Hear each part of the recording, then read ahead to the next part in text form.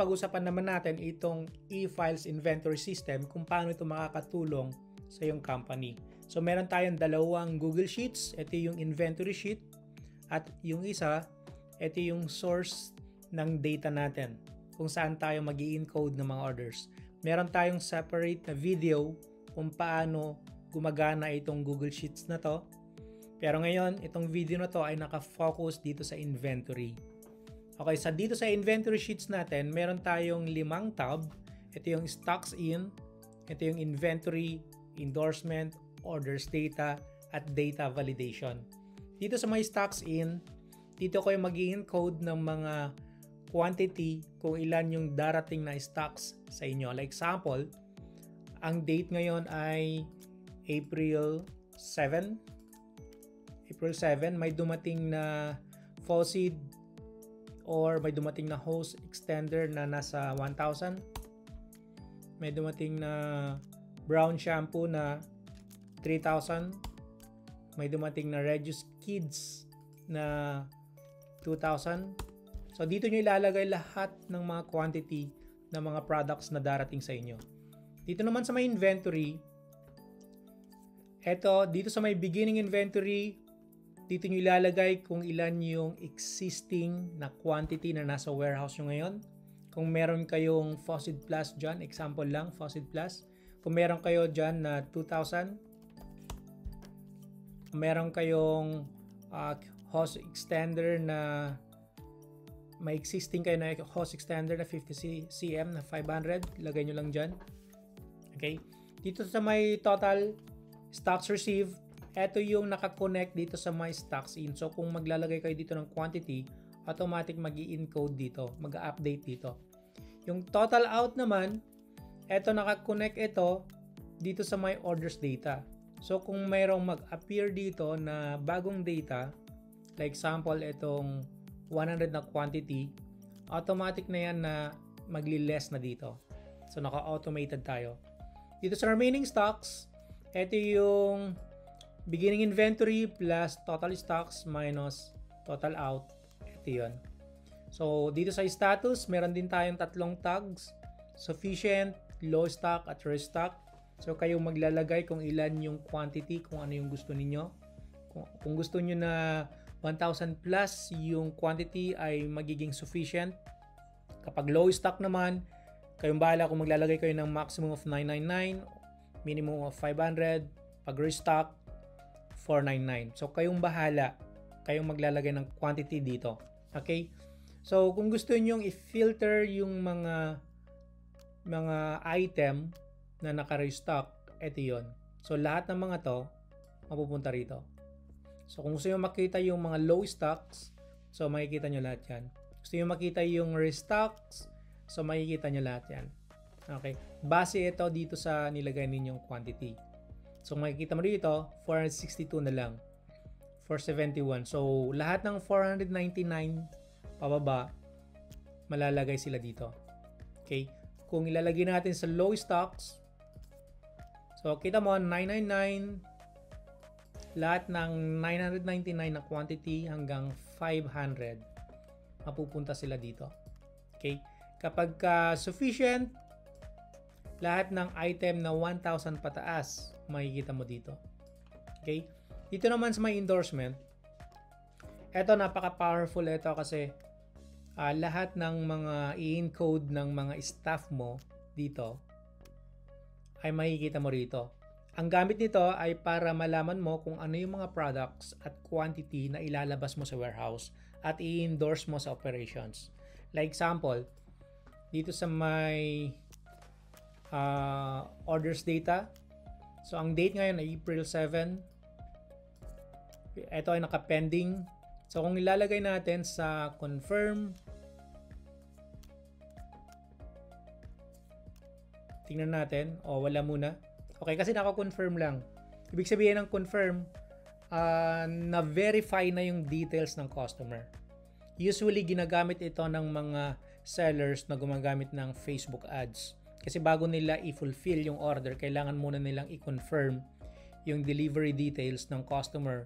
Kung kompleto ba yung contact number, kung tama ba yung address, So, kailangan nilang tawagan, kailangan nilang i-confirm. Pag na-confirm yon, ilalagay nila dyan, confirm.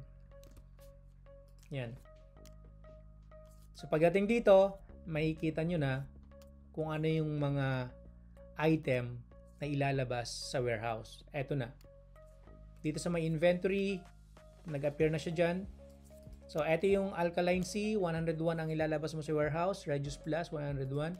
Yung Regius Kids, merong isa. So, hindi mo na kailangan mag-manual count kung ano yung mga product at bibilangin isa-isa kung ilan yung ilalabas sa warehouse. Dito, naka-automated na to. So, hindi mo na rin kailangan palitan ng date kasi eto, wala ka nang gagawin dito. Naka-automatic na to. So, bukas, automatic na mag-update ito ng 8 April 2025. So, dito, hindi mo na kailangan lagyan o alamin kung ano yung mga ilalabas mo sa warehouse kasi automated na yan lahat. Same din dito kasi parehas lang naman yon. Yan. Ngayon, kung ilalagay natin ito sa... Okay, balikan natin itong inventory. Kung makikita mo dito, Alkaline CI 508. Ilagay natin ito, Alkaline C2 100. Ibalik natin ito sa pending. So makikita mo 508 pa rin yan. Kahit na i-refresh natin.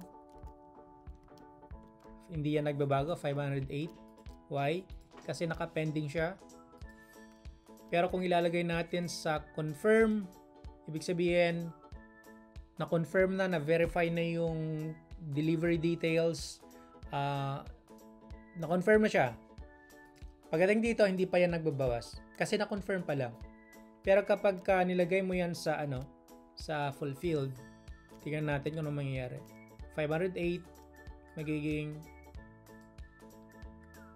yan, 608 na.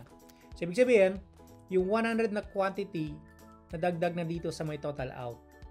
Fulfilled, ibig sabihin, nakuha na sa inyo ng courier. Na pick up na. So, wala na sa inyo yung product. Ngayon, kung ilalagay natin dito kung fulfilled lahat, dito, nabawasan na to. Kanina, hanggang dito yan. Ngayon, kung ilalagay natin ito ng fulfilled lahat, orders data. Yan, fulfilled na lahat. Dito, mawawala na lahat ng mga orders. Why? Kasi na-fulfill na.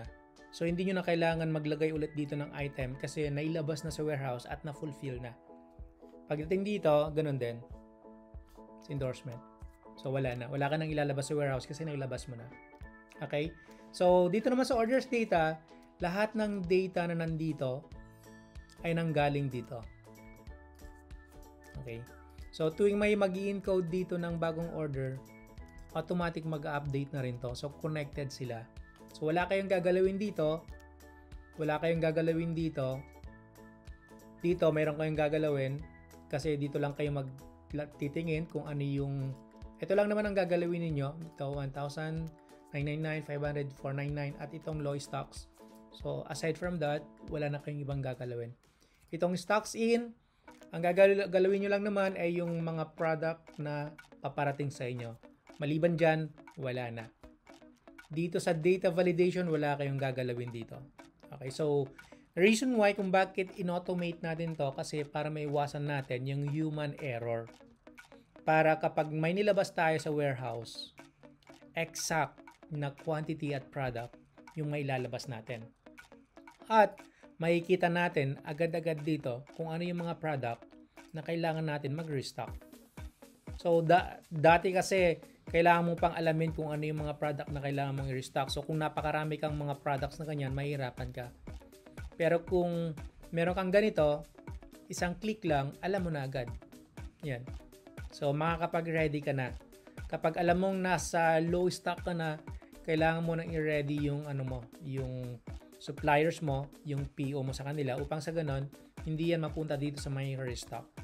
Kasi pag napunta rito sa restock, paano kapag ka nagkaroon ng promo? For example, yung 44, 55, 66, mga ganon. So, paano pag dumating doon, hindi ka pa ready? So, paano pag marami kang orders? So, hindi mo ma-fulfill lahat kasi wala kang stocks. So, ganito kaganda itong itong inventory system natin ng e-files automation. So, kung meron kayong questions, i-message nyo lang yung Facebook page natin, E-Files Automation, para makausap kayo ng aming customer service representative. Salamat and God bless.